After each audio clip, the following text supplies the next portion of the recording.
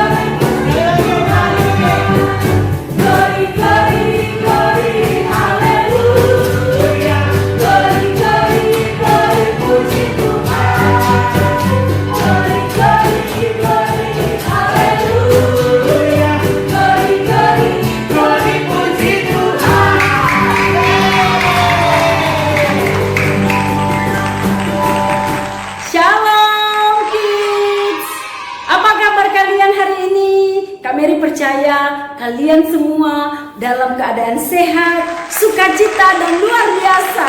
Haleluya. Nah, adik-adik, kita akan mendengarkan firman Tuhan. Sebelumnya kita siapkan hati kita berdoa. Mari kita berdoa bersama-sama. Tuhan Yesus, terima kasih. Kami mau mendengarkan firman-Mu Tuhan. Biarlah Engkau berkati hati dan telinga kami, supaya kami boleh menerima firman-Mu dengan baik. Jadikan kami menjadi pelaku firman Tuhan, supaya hidup kami berkenan kepada Allah. Terpujilah nama-Mu Tuhan. Dalam nama Tuhan Yesus kami berdoa dan mengucap syukur. Haleluya. Amin. Haleluya adik-adik. Nah, minggu ini kita belajar dengan tema berani melakukan hal yang benar, ya. Berani melakukan hal yang benar. Nah, adik-adik, kira-kira menurut kalian apa ya hal benar yang pernah kalian lakukan? Pernah nggak melakukan hal yang benar? Pernah dong, pasti pernah ya. Misalnya membantu orang tua, nah itu hal benar itu. Tidak berkata bohong, nah itu juga hal benar. Terus tidak mau diajak kompromi melakukan dosa. Misalnya nih, temannya ngajak, ih banyak ya buah mangganya, ayo kita ambil ya, padahal itu mangga orang ya. Jadi kamu bilang, oh jangan, itu tidak baik, itu dosa. Nah itu hal yang benar adik-adik. Nah sama hari ini juga kita akan belajar untuk berani melakukan hal yang benar meskipun dalam tekanan. Nah, satu kisah di dalam Alkitab adik-adik. Ayo siapkan Alkitabnya.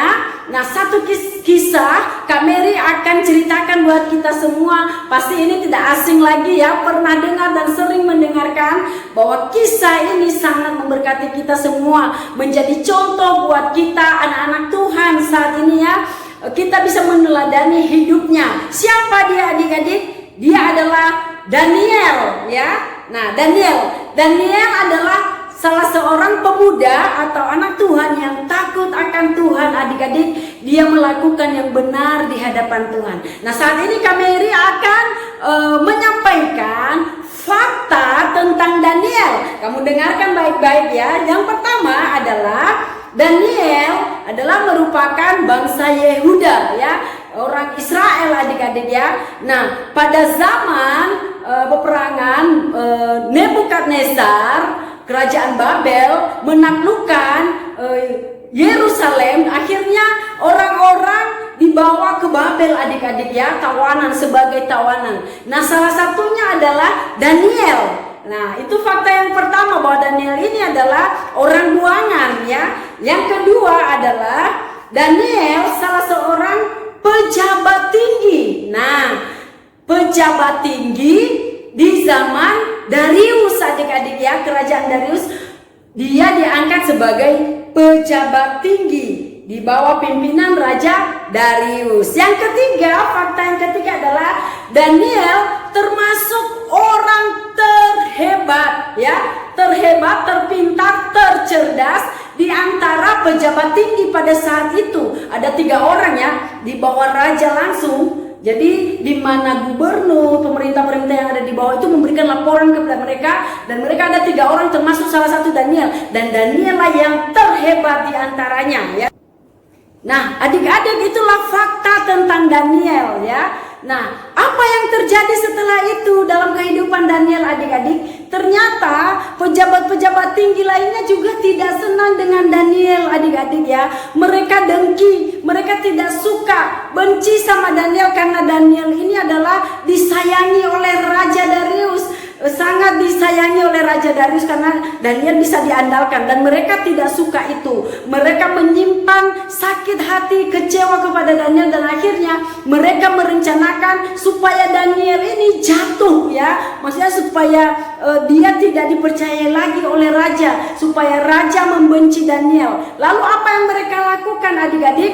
Yang mereka lakukan adalah mereka sepakat ya, mereka bersekongkol, mereka merayu raja, mengadukan bahwa merayu raja supaya raja itu mengeluarkan sebuah aturan, sebuah keputusan bahwa dalam 30 hari semua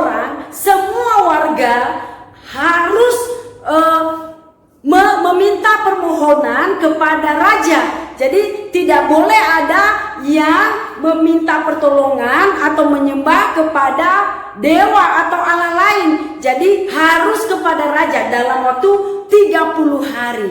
Nah, ketika mereka datang kepada raja, akhirnya raja pun menyetujui itu adik-adik. Menyetujui permintaan mereka. Raja membuat surat, kemudian dimateraikan, kemudian itu akan menjadi suatu ketetapan dan keputusan di tanah Babel pada saat itu adik-adik. Nah, apa yang terjadi seterusnya? Ketika surat itu dikeluarkan oleh raja, kemudian Daniel mendengar bahwa tidak boleh menyembah Allah atau dewa lain selain hanya kepada raja saja menyampaikan permohonan. Jadi kalau ada yang tidak melakukan apa yang diperintahkan raja, hukumannya adalah mereka akan dimasukkan ke gua singa. Nah, suatu ketika adik-adik, para petinggi ini datang adik-adik. Ya, ketika Daniel mendengar surat itu sudah keluar, yang dia lakukan, dia pulang ke rumahnya. Kemudian apa yang dia lakukan? Dia berdoa. Berdoa 3 kali sehari seperti yang biasa ia lakukan. Nah, ini yang luar biasa dalam kehidupan Daniel ini. Dia tetap melakukan hal yang benar yang biasa ia lakukan, meskipun dia tahu bahwa yang mengeluarkan peraturan atau perintah itu adalah raja.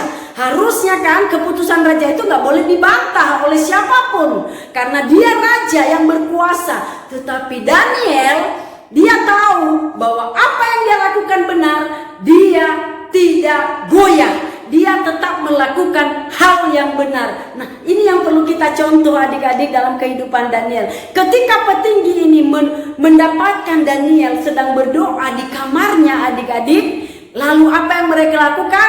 Mereka mengadukan perbuatan Daniel kepada raja, bahwa Daniel tetap berdoa kepada Tuhannya, dan itu membuat hati raja sangat sedih, karena di satu sisi dia mengasihi Daniel, dia mencintai Daniel karena Daniel orang kepercayaannya. Di sisi lain, dia juga sedang mengeluarkan suatu keputusan yang tidak boleh dibantah oleh siapapun. Nah, adik-adik, ujung dari cerita ini kalian boleh baca nanti ya di Daniel 6. Daniel 6, semuanya itu baca semua ya.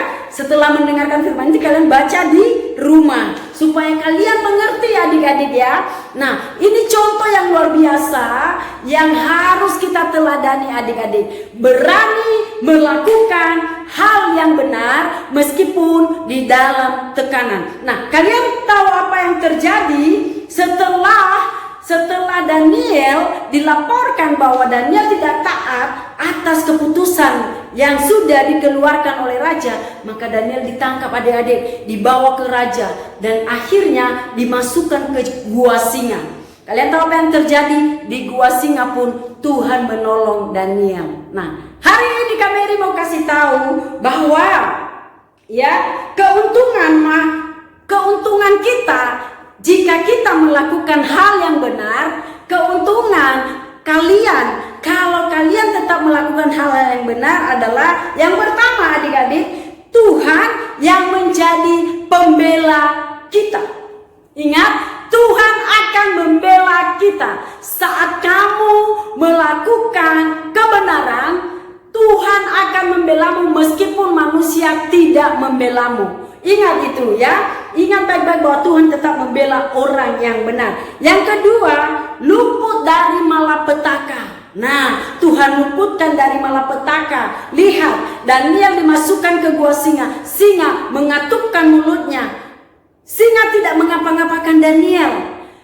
Singa bermain-main dengan Daniel adik-adik. Luar biasa. Itu perbuatan Tuhan.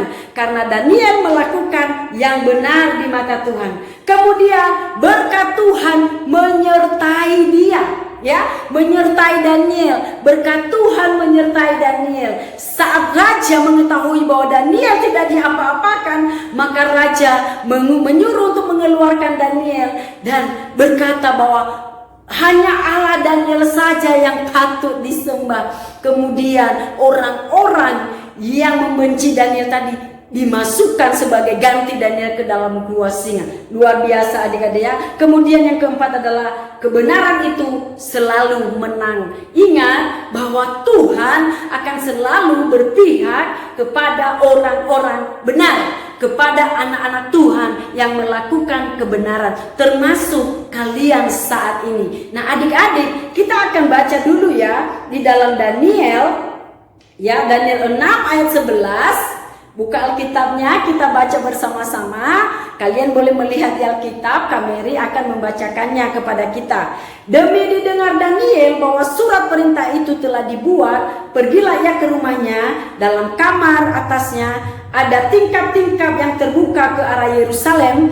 3 kali sehari ia berlutut, berdoa serta memuji Allahnya seperti yang biasa ia lakukan.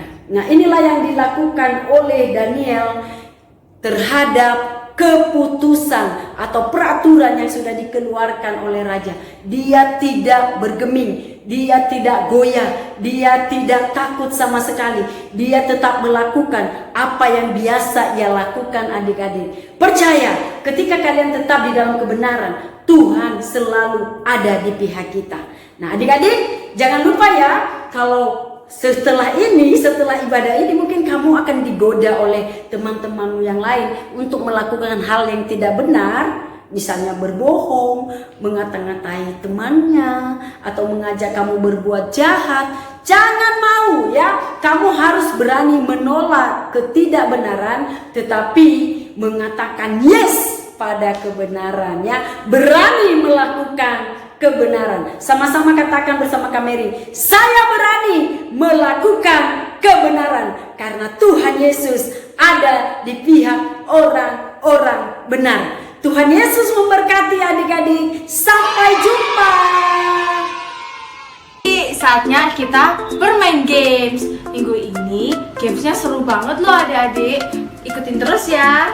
Sebelumnya ada beberapa alat dan bahan yang harus kalian siapkan. Pertama yaitu kertas buffalo dan kertas origami berwarna merah, orange, dan kuning. Lalu ada pensil warna, pulpen, gunting, dan lem. Langkah pertama, kita ambil dulu kertas origaminya. Lalu kita letakkan tangan kita di sini. Setelah itu kalian ambil pulpen kalian, lalu kalian gambar sesuai pola tangan kalian.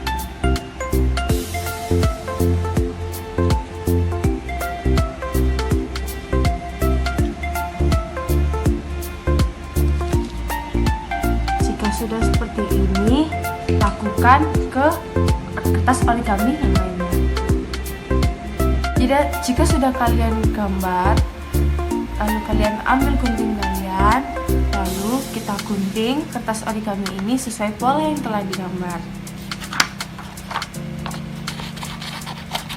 Nah seperti ini adik-adik kertas origami yang kalian gunting. Jika sudah, kalian bisa sisihkan terlebih dahulu. Lalu kita ambil kertas buffalo kita, lalu gambar seperti gambar di bawah ini ya adik-adik. Kalian bisa pause dulu untuk mencontoh gambar di bawah ini. Jika sudah, kita ambil gunting, lalu kita gunting sesuai pola-pola gambar ini. Nah, jika sudah kalian gunting, sekarang waktunya untuk kalian mengambil pensil warna, yaitu warna coklat. Coklat saja ya adik-adik. Kita warnai semua gambar dari kertas buffalo-nya. Nah, maka hasil kertas yang tadi kalian kerjakan seperti ini. Sekarang waktunya kita untuk tempel-menempel. Kalian ambil lem kalian, lalu pertama yang harus kalian lem yaitu bagian pola tangan ini. Taruh kertas ke origaminya seperti ini ya, kuning di bawah dan oranye di bawah, merahnya di atas. Nah kalian lem seperti ini.